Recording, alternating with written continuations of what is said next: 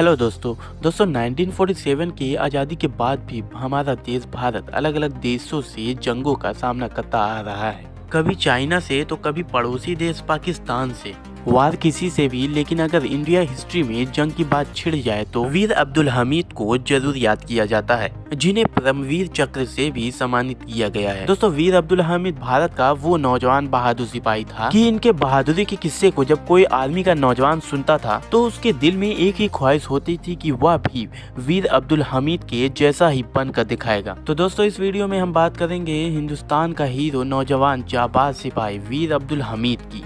1 जुलाई 1933 हिंदुस्तान का बहादुर सिपाही अब्दुल हमीद का जन्म गाजीपुर जिले के धमुपुर गांव में हुआ था। यह एक साधारण परिवार से बिलोंग करते थे। इनकी मां का नाम सकीना बानो और पिता मोहम्मद उस्मान, जो कि एक दर्जी थे। इनके 4 भाई और 2 बहन भी थी।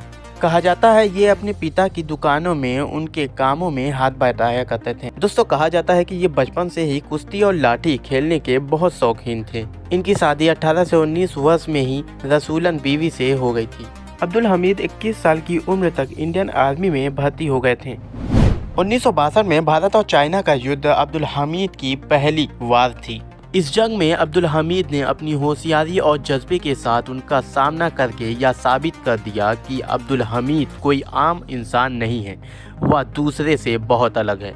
धीरे धीरे वो दिन भी करीब आ गए जो अब्दुल हमीद को हर भारतीय के दिल में हीरो की जगह बनने लगी थी और पाकिस्तान ने कश्मीर पर हमला कर दिया। और तब उसी समय अब्दुल हमीद और वीर बहादुर अपने घर छुट्टी मनाने गए ही थे और तभी ऑर्डर कर दिया गया सभी फौजी को वापस आने का। और तभी यह खबर सुनकर अब्दुल हमीद ने फैसला कर लिया जाने का।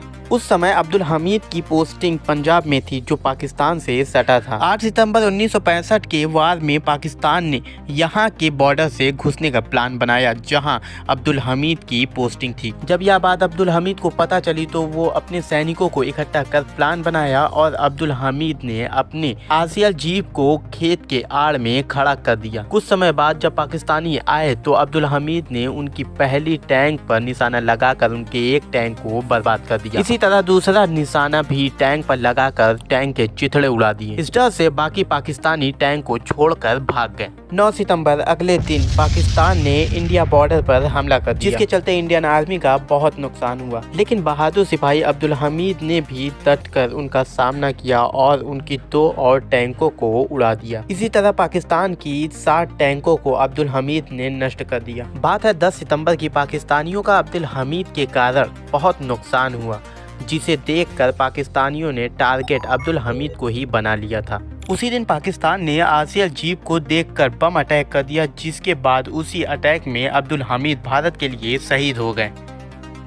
मोहम्मद नसीम ये वो शख्स हैं जब पाकिस्तान का सामना कर रहे थे अब्दुल हमीद। उस समय ये आरसीएल जीप के ड्राइवर थे। इनकी खुशकिस्मती थी कि ये उस अटैक में बच गए। ये हमेशा अपने बयान में कहते हैं कि काश उनके साथ मैं भी शहीद हो गया होता। दोस्तों, ऐसे वीर जवान अब्दुल हमीद के लिए एक लाइक तो बनती है।